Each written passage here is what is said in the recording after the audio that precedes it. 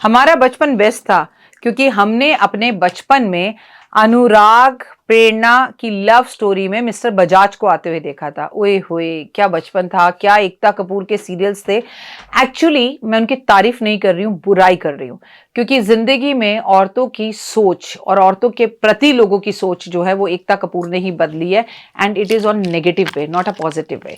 क्योंकि एक बार इंसान मरकर दोबारा जिंदगी में कभी पैदा नहीं हो सकता। वो एकता कपूर के सीरियल ही हैं कि महिए मर जाए और तुलसी का पति दोबारा जिंदा हो जाए, ऐसा हकीकत में नहीं होता। ये झूठे सपने, झूठे ख्वाब, रात को आप सो रहे हो, फुल ऑफ मेकअप में सो रहे हो, नाइटी भी आपने ऐसी पहनी हुई है कि लगता ही नहीं कि आप अपने घर में हो। 24 घंटे महिलाएं कोई काम नहीं कर रही, केवल साजिश और साजिश कर रही है।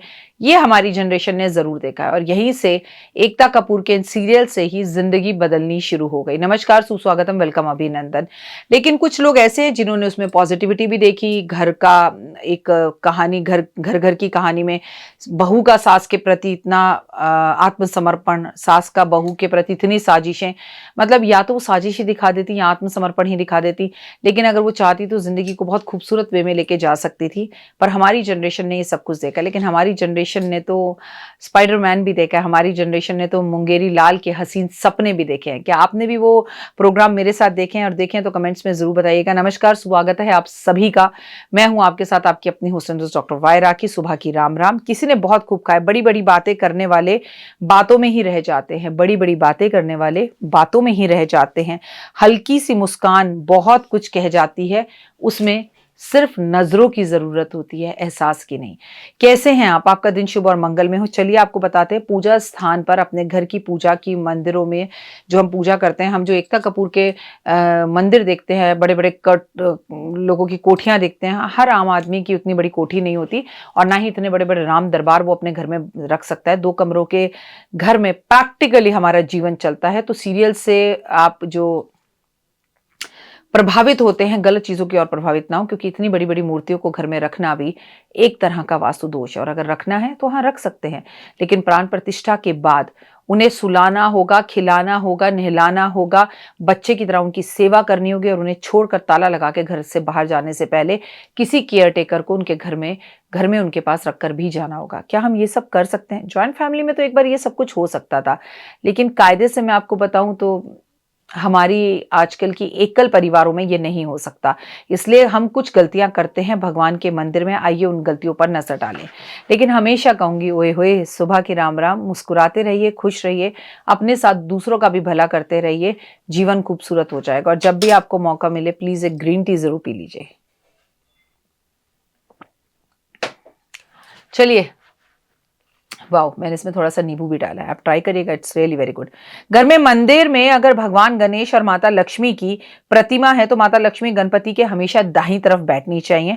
अगर आपके घर में मंदिर में शिवलिंग रखा है तो कोशिश करें कि शिवलिंग पारे का हो और आपके अंगूठे के साइज से वो छोटा होना चाहिए। पूजा के समय पर मूर्तियों पर जो फूल हम भगवान को चढ़ाते हैं उसे 2-2, 3-3 दिन तक हमें नहीं रखना चाहिए। सुबह चढ़ाए फूलों को शाम को उतार देना चाहिए। बासी फूल भगवान के पास रखने से उसके अंदर नकारात्मक बढ़ती है। मंदिर की मूर्तियों को हमेशा बैठी हुई स्थितियों में रखें, खड़ी हुई मूर्तियां घर में नहीं रखनी चाहिए।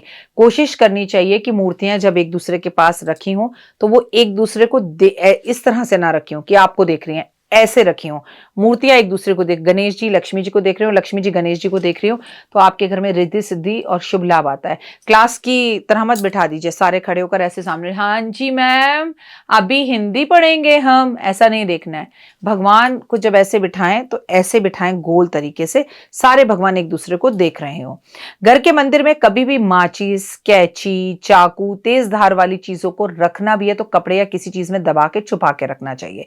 इसके अलावा भगवान के रुद्र रूप की, शिव के रुद्र रूप की नृत्य करते हुए मूर्तियां मंदिर में नहीं होनी चाहिए। हमारे पितरों की मूर्तियां मंदिर में, उनकी तस्वीरें नहीं होनी चाहिए। घर के मंदिर में शनिदेव की मूर्ति नहीं रखनी चाहिए। घर के मंदिर में पूजा स्थान पर हमेशा पानी से भरा हुआ एक तांबा का कलश रखना चाहिए, जिसका पानी हमेशा नियमित रूप से बदलते रहना चाहिए और आपको उसका पानी किसी पेड़ पौधे में ही डालना चाहिए। पूजा के स्थान पर मोर पंख, शंख, हल्दी और चंदन अवश्य रखना चाहिए। लेकिन आपको बता दूं कि पूरे भोग में कभी तुलसी नहीं डालनी चाहिए, क्योंकि तुलसी का भोग गणेश जी को नहीं लगता, तुलसी का भोग माँ दुर्गा को नहीं लगता।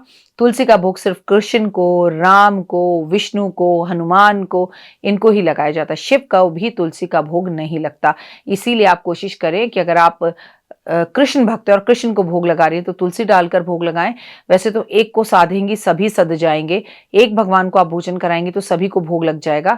सब भगवानों को अलग अलग भोजन कराने की जरूरत नहीं है। भगवान को जो भी भोग लगाएं उसे प्रसाद के रूप में स्वयं भी खाएं, अपने घर में भी मिलाएं और भगवान को भी खिलाएं, तो बहुत लाभदायक और शुभ रहेगा और आपकी मनोकामना को पूर्ण करने वाला होगा। जीवन में अगर आपको सक्सेस चाहिए तो एक बात सदैव याद रखें कि लाइफ हमेशा आपको खुशियां देगी, लेकिन आपके घर के मंदिर में सुबह शाम दीपक जरूर जलना चाहिए, मंदिर में शंख बजना चाहिए, मंदिर में घंटी बजनी चाहिए, मंदिर साफ सुथरा होना चाहिए, मूर्तियां या तस्वीरें बहुत बड़ी बड़ी नहीं छोटी छोटी होनी चाहिए, और भगवान के पास बैठकर पूजा करनी चाहिए। और भगवान के पास जो दिया जलाएं, 100 दिए जलाओ, लेकिन एक दिया जो हो वो रोज जल रहा हो। कभी भी घर में कोई बच्चा बीमार हो, उस दिए में पानी भरकर और वो पानी उस व्यक्ति को पिला देना, उस पर छिड़क देना, उसकी तबीयत में तुरंत सुधार होना शुरू हो जाएगा, क्योंकि इतनी एनर्जीज उस दिए में आ जाएंगी। जिस दिए की पूजा आप रोज करते हैं, जिसे रोज जलाते हैं, वो आपके तेज बुखार को तुरंत खत्म कर देगा। आजमा कर देखिएगा इस उपाय को।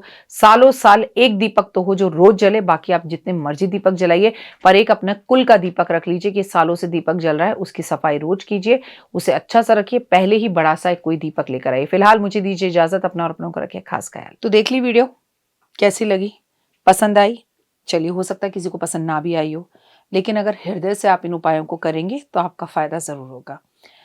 बहुत मेहनत करते हैं हम ये वीडियो बनाने के लिए, और मैं ही नहीं सब।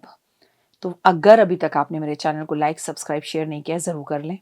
अगर आपको किसी भी तरह की कोई जानकारी चाहिए या आप चाहते हैं आपकी बताई हुई वीडियोस मैं बनाऊं, तो आप यकीन मानिए हमारे नंबर आपको सारे वॉलपेपर पर दिखाई देंगे। इन सब नंबरों पर, इन सब नंबरों पर, इन सब नंबरों पर, इन सब नंबरों पर आप हमें तुरंत कॉल करें, और कॉल कर कर आप हमें मैसेज करें, व्हाट्सअप करें कि क्या वो विषय है जिस पर मैं आगे वीडियो बनाऊं। आप जो विषय मुझे देंगे उस पर मैं वीडियो बनाऊंगी। और हाँ, रुकिए, जाइए मत।